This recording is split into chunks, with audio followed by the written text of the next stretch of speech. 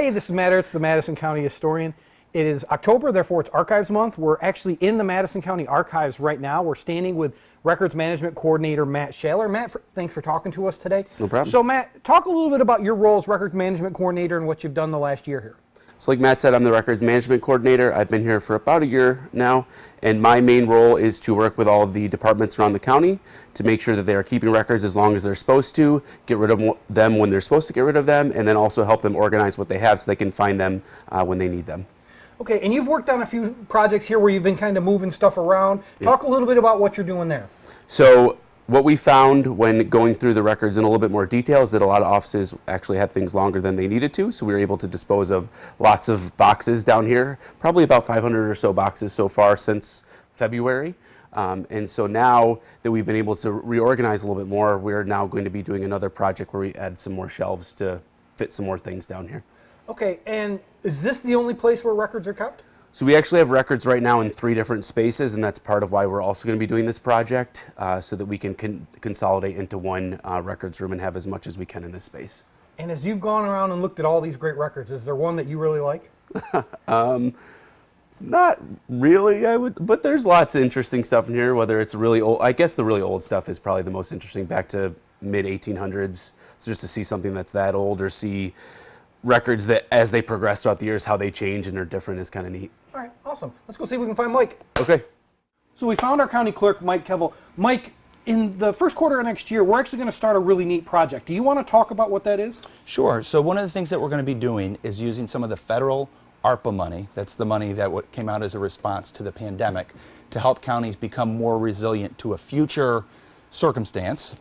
We're using some of that funding to consolidate the records that we have here in this basement. We're going to be putting in, this is, very old-fashioned style, standalone shelving. Matt and I have traveled to a couple of different counties who have a standalone separate department for records management, which is something that we're moving in the direction of.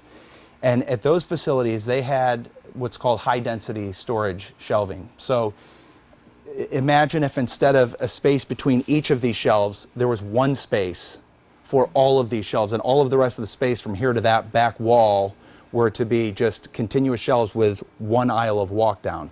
That's what we're going to be getting. So that's going to allow us to essentially rotate those shelves manually and move them on a track so that that aisle can go in between shelves one at a time. That's going to allow us to take all of the records of the county clerk's office, many of which are over underneath the Department of Social Services building, bring them all under one roof so that they're all here. We're going to start doing a similar consolidation with other departments that have records perhaps a little bit scattered, and we're going to try to have everything else housed here in this record center. Explain a little bit, do most of the records come in paper form today, or do they come in a digital form? Oh, it's a real hodgepodge mess. And to be honest, Matt, one of the things that we thought about was, do we want to rely on a department's digital record to be a record if it's a permanent retention? And through quite a bit of discussion with some other people who do this work in other counties, Matt and I both kind of came to the realization that if the records management officer, which is me, and the records management coordinator, which is Matt, if we're ultimately responsible for making sure that permanent retention records are kept permanently, we really should be overseeing the digital side if we're going to keep it digitally. So even if a department has a record digitally, if they don't have it indexed for permanent retention, and if they have it stored through a vendor, which some of our departments have contracts with vendors that, the contract's only for 5 years, let's say, and maybe in 5 years a better company with a better product comes along.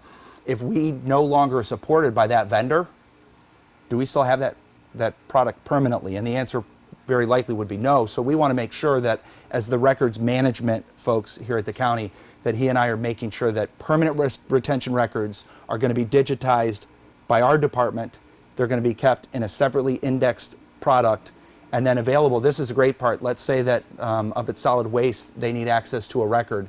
They're not going to have to go scavenging through boxes to find, something from last year, or down the road something from 5 years ago. They're going to be able to have one person have a point of access to the database, look it up by indexing information, and at the snap of a finger they're going to have access to that image. So that's where Matt and I would like to see things move, and we're taking steps to get there. In 2020, New York State changed a little bit. They updated their records retention schedule.